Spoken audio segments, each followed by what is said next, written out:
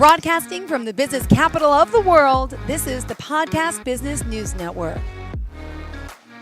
My teen life coach joining us here today. Once again, it's Liezel Lane at your service, working with families, individuals, adolescents, teenagers, and kids all around the world. Welcome back. How are you today? Thank you. All is good. Like we said earlier on, spring is coming. Spring is in the air. A little chilly here in New York. What's the temperature where you are? It's a little chilly here today. Yesterday it was like, it's like bipolar weather. Yesterday was warm. Today's a little chillier. Just depends. Oh, okay. Well, exciting to have you here. And we're going to be excited because there's always a good topic of conversation of who you're helping, your techniques, how the process works. What did you have in mind for us today? Oh my gosh, it's in March. We're in March now for this March show. Yeah. So it's like now you think about spring break coming on, and there's a lot of pressure and stress around college readiness, career readiness. It's that last push towards the end of the school year, right? And this is a hot topic for us at the moment because we are launching a intensive this summer for group work with teenagers for academic and career resilience. So it's timely for us to just talk about what is really going on with career readiness and college readiness stuff. Often, especially like this time of year, but you know how when it's like life is normal, life goes, we're just going, and then all of a sudden it's like ACT, SAT, oh, now like you're graduating this May, and it's like that's the end of the line. And it's such a not the truth. It's not really the facts. So I have parents who are stressed out, like, they're not meeting their, deadlines for college apps, or, starting to look for summer jobs or just a job in general. And it's just suddenly, all of a sudden, it's this big push when really the process is so much more intense and involved in that, and needing to be more proactive, right? So tomorrow in the think tank, at noon tomorrow, I'm going to be talking to some parents about their particular process around career and college readiness, and then obviously we have the summer intensives coming up, and then I just want to get it out there because that's just the topic right now, especially with parents. So like you and I know, when we were like in junior, senior year, it's all of a sudden the career counselors at school get involved. All of a sudden parents are like, what's next, where you're going, what are the colleges, who have you applied to, and it just like lands like all of a sudden. And what I've done with the research that is being done, it's very common knowledge and normal practice for parents, for our social influence and the school influences. They dictate that college or job after graduation is an indicator, number one, that now you're independent. So it's like boom, 10th grade, 11th grade, senior year. Oh, now you're an adult. Now you're independent. Oh gosh. Now you're confident and you're competent, right? It's just it's kind of an automatic, we take that for granted, that and assumption, we just assume, right? Mm-hmm.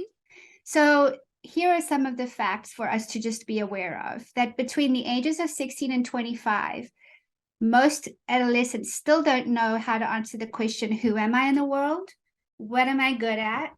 What's important to me? What's my purpose? Am I safe to be myself when I'm in a social environment, never mind a working environment? Will I be accepted the way that I am? How do I want to spend my time, right? And they did a poll between 2019 and 2022, and 75% of high school graduates still don't know what they want to do, even though 85% of them graduated. Wow. Okay. Right? So 85% of our kids are graduating, but only 75%, but 75% still don't know where and what and how they are and who they want to be and how they want to be. So that means only 25% of our kids are going out there with that confidence, with that competence, with that I know where I want to be, how I want to be, etc. Oh my gosh. And then the other part is over 50% of our high school graduates, they feel the pressure to already have made that college or career decision. And the highest parents, when they took the poll a little bit further and compared it between parents, friends, school pressure, etc., parent pressure is the highest. It's the parent pressure because now they're seeing, okay, 18 years old, got to get them at the house, etc. Right? And I'm not saying that any of that is wrong. I'm not saying that any of that is wrong. I'm just saying you can't expect kids to like just suddenly arrive when all of the prep work has not been done for them yet.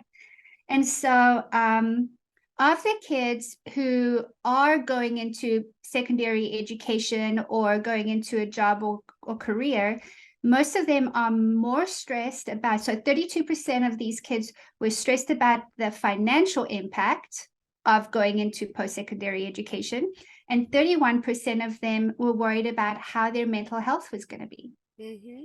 Right. Wow. So now you think about this this kid, like, I've just managed how to like get on top of my work, learn how to manage my time, be able to like brush my teeth before I go to school, like not, make big mistakes that could be life-changing, etc. They're just getting to that, almost starting to master that, when now we bounce on them this whole nother expectation of like, oh, by the way, your deadlines for this is that, and you got to do scholarships, and you got to like have a job by the end of April, and you got like all these things, right? Yeah. So parents are often like, what's the best answer?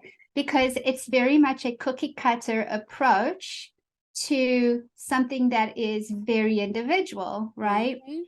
So here's a couple of things just to kind of think about. And that is like, the first one is like consider that graduating day is not the arrival of adulthood or confidence or perfect self-esteem or, lo and behold, wisdom, right? Graduation day is not the arrival of any of those things. So we cannot make that assumption. Also consider that the conversations around mentoring and coaching about identity, purpose, strengths, values, desires, hopes, most of those only start in junior year when the deadlines start looming. So it's now all of a sudden they've got to know, like, so consider that that's only when it starts, when this conversation really should have started much earlier. Also consider that, when you are trying to foster an independent mindset, it doesn't suddenly arrive right here when the adolescence counselor, guidance counselor, sends the email to the parents and says, oh, it's junior evaluation. Let's now make these decisions. Yeah. Right? Oh my gosh. So what I try to tell parents is, try not to make these assumptions. Try that, consider that it's always about individuality, that yes, we have these college deadlines or career or job deadlines, but you've got to not try, got to try not to go into the stereotyping mode, because most of our kids will either fall into a marginalized racial or gender category. A lot of them will be in a special needs type of category, especially nowadays with autism, ADHD. Those kinds of things are normalizing. And also mental health is now a thing. It's a thing. It's not a taboo. It doesn't mean you're weak. It's just a thing. And glad that everyone's talking about this thing finally. Right, exactly. And that socioeconomic disparities are there. So you've got to take those things into account. You cannot put everybody on that same playing field. So when I'm working with clients, especially with the parents, what we try to do is, from like, my opinion is that when you get to like freshman year in high school, that the conversations need to start then. So think about that. They're only 14 years old, right? Which is a perfect time, because the stress of all that other stuff is not marring or taking away from what those dreams are. And so starting to have the conversations about imagining what kind of future you desire. Mm-hmm. I mean, down to, do you want to walk to work or do you want to drive to work? Do you want to do transportation to work or do you want to have a Lamborghini? You know, like down to those very visual, visceral type of Specific. Yeah. feelings, right? Mm-hmm. And then it's like, okay, what do you have to do to achieve those outcomes? Does it mean education? Does it mean that you need to go get some extra resources depending on your individual, not stereotype needs, your individual needs? And then the other part is then to support them as they develop and grow through that achievement, right? Mm-hmm.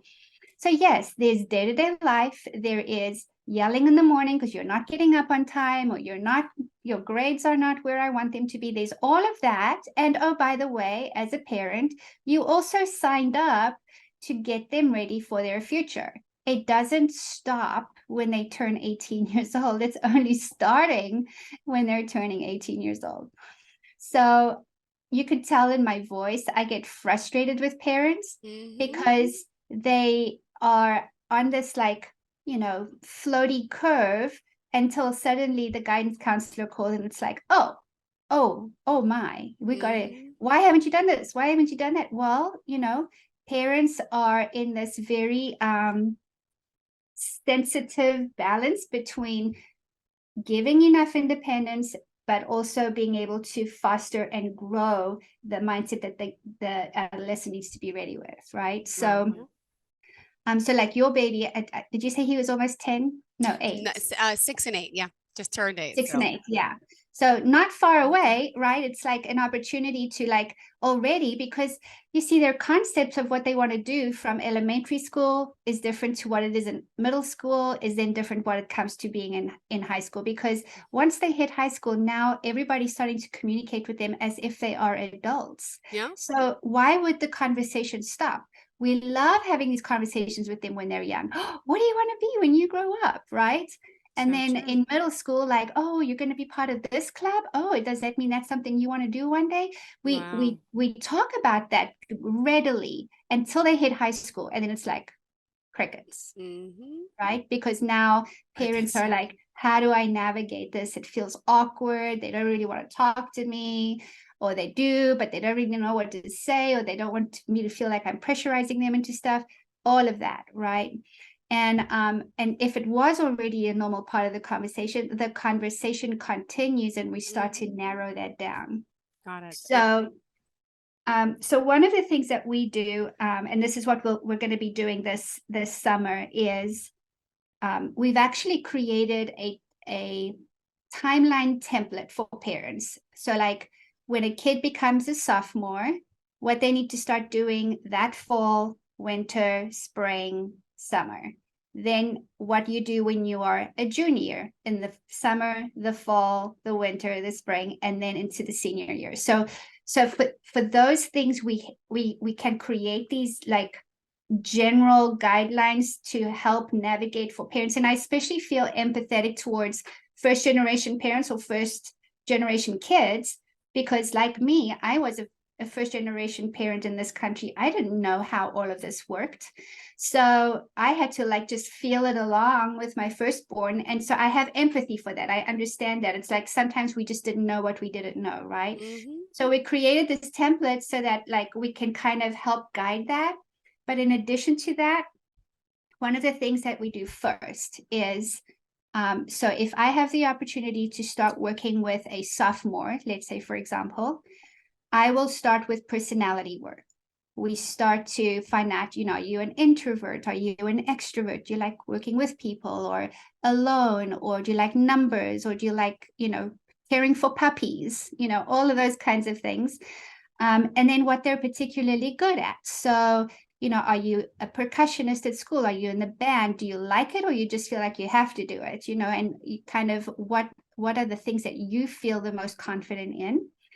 And then we start to talk about what does the meaning of work mean for you? What is the meaning of work? Is it just something you've got to do to get a paycheck?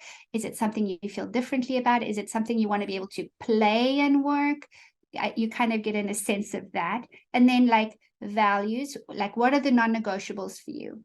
It's amazing to know how quickly and how early a sophomore or a freshman can tell you, I do not want to sit behind a desk all day long. I do not want to like, or the opposite, Yeah. I don't want to be on my feet all day long. I want to be able to be part of a team. No, I want to be Yeah. able to be the leader of a team, right? Mhm. So those kinds of values, or what I would call for them, they're non-negotiables. It's important for them to start verbalizing and visioning all of those kinds of things. And then, of course, their passions. Now, a lot of teenagers, they don't really know what their passion is at that point in time, but you can start to like pull in the aspects of it. For example, if they play lacrosse, what is it about lacrosse that makes them excited about the game? If they love being in clay club, what is it about being in clay club? Is it because they have a passion for being creative, right? For example. So that's like 2, 3, 4 weeks. That's like a month or so. That's all of that work there. So you can see how it's intense, but it would be so cool if parents could also, in their way and their language, start to pull some of these things out, right? Then the next step is we start to now look at the gap. So this is where we start individualizing. Okay, you want to become a doctor, but you don't have the math grades, or you can't afford a tutor to help you with the math grades. Or your parents may be low income, but you have the dream to be a doctor. Or it might be you have processing challenges or ADHD, but you really want to be able to work in accounting, for example, right? So I highlighting those specifically to that individual and helping them to be empowered in closing that gap for themselves, identifying that is really critical. So that's where like their needs, their realities, where all of those things like the sobering stuff kind of comes up, and what resources are available to me, what resources are not available to me, and is the vision a longer out vision for me, or is it something that is easy for me to close that gap pretty quickly, right? So this is where I love to talk to. I do this whole conversation about, okay, close your eyes. Tell me about your house. Describe the house to me. What car are you driving? Do you have puppies? Do you have cats? Do you have birds? How many kids do you want? Do you think you're going to get married one day?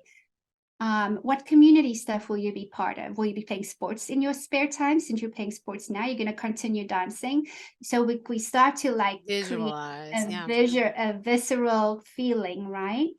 And that's usually kind of fun, because then you get to see how much they want to dream, and you also get to see how many of them will hold themselves back.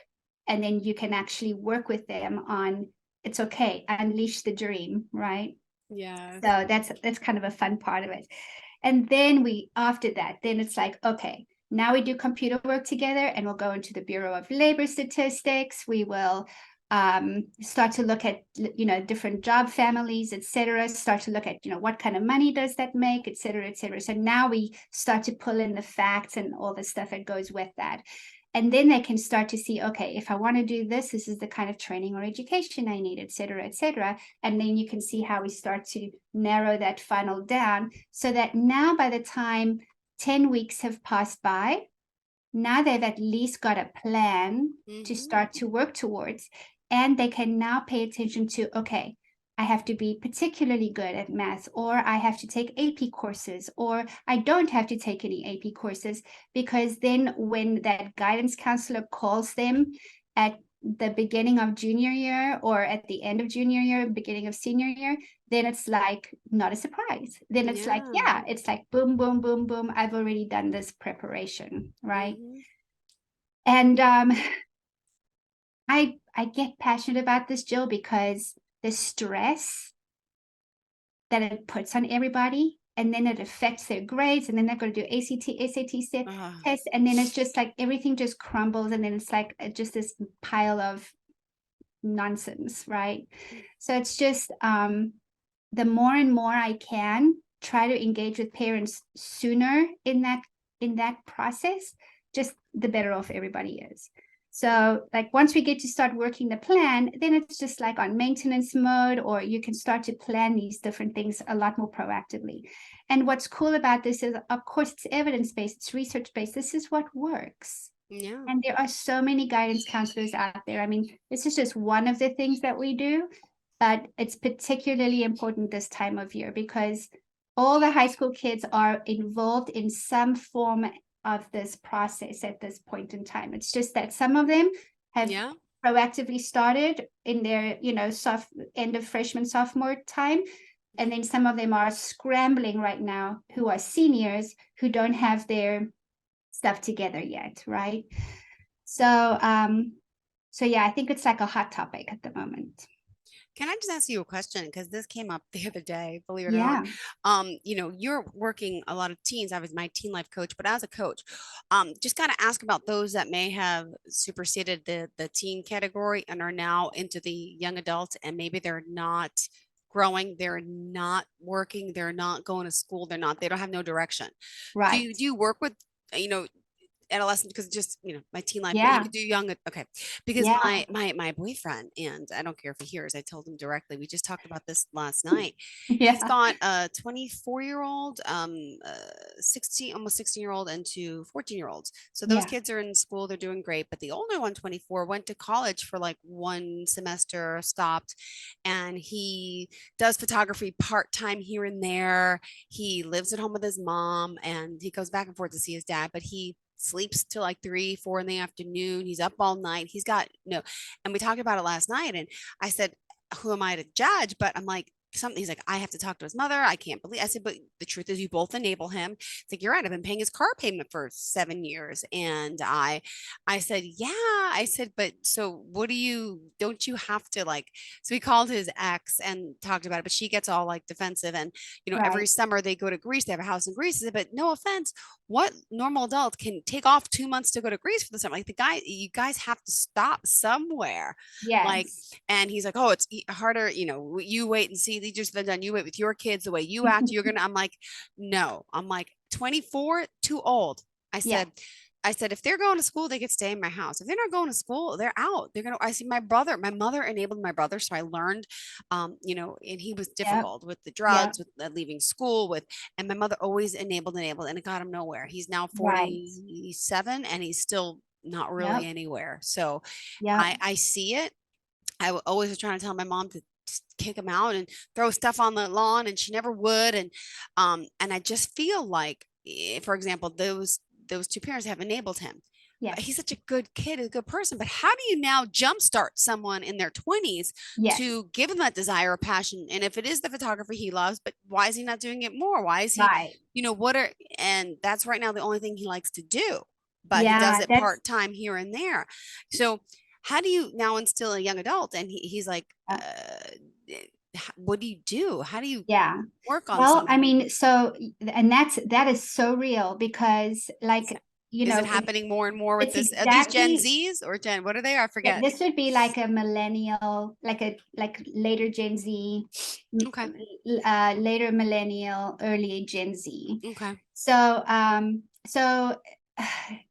this happens a lot, and it would be interesting to know what kind of preparation they did with this young man before he went into all of these things, right? Yeah. So maybe if it was done differently, maybe he was a kid who needed a gap year and did a job before he decided what it was he wanted to do. Maybe he was more of a community college person rather than all of the other things.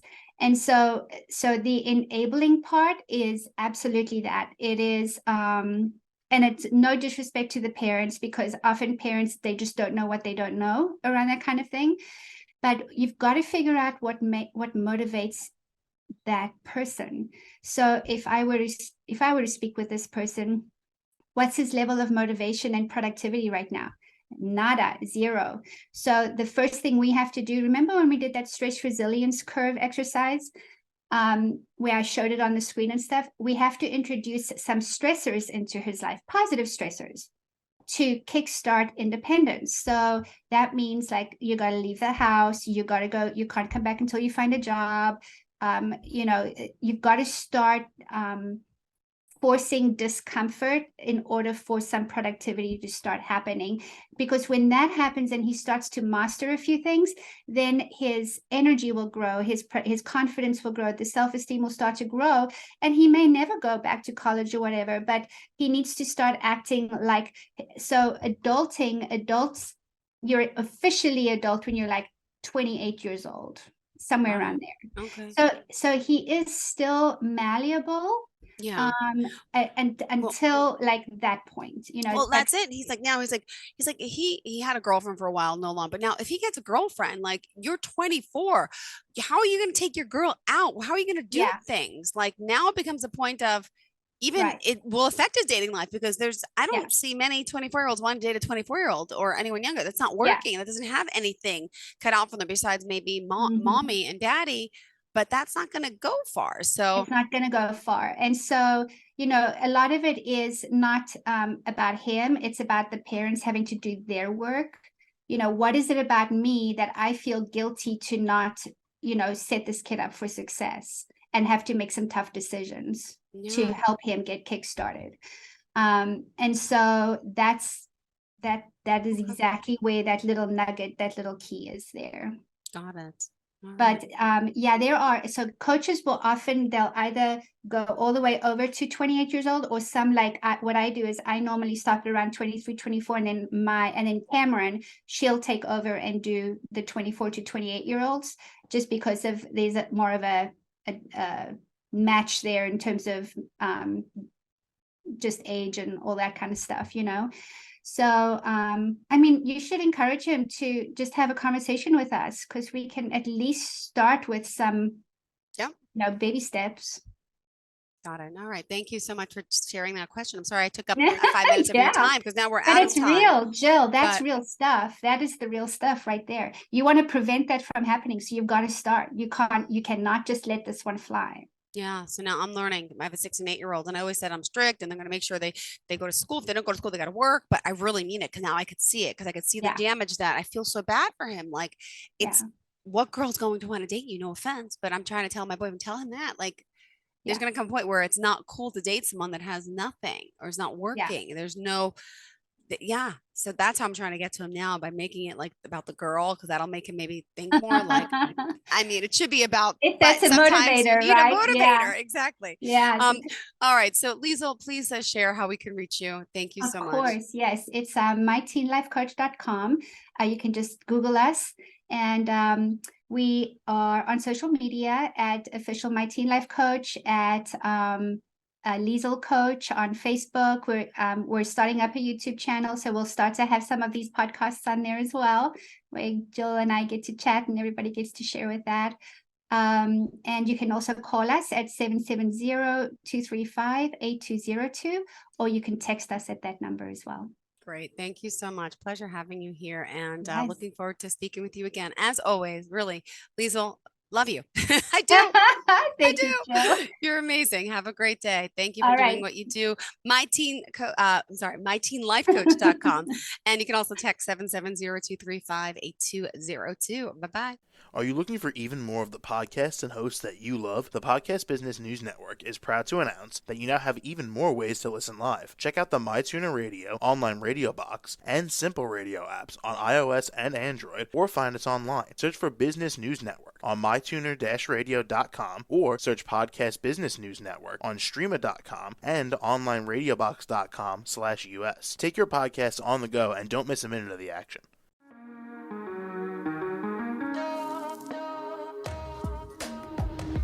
Broadcasting from the business capital of the world, this is the Podcast Business News Network. For nearly 2,000 severely injured veterans, everyday life has become filled with barriers. Day-to-day simple tasks can become pretty daunting. I have to carry my chair up 2 flights of steps or have somebody do it for me. What scares me the most is just the falling. When I'm struggling with my house, I think, to have that one great barrier just knocked down, it's crucial. Home for Our Troops is a wonderful nonprofit that builds a mortgage-free, fully adaptive, handicap-accessible house. And there's no catch. It'll be our very first home that we've ever owned. This is a game changer. This is where your life begins again. We need you to join us in completing this important mission. Please visit hfotusa.org and help build homes and rebuild lives. Because of you, everything's going to be okay.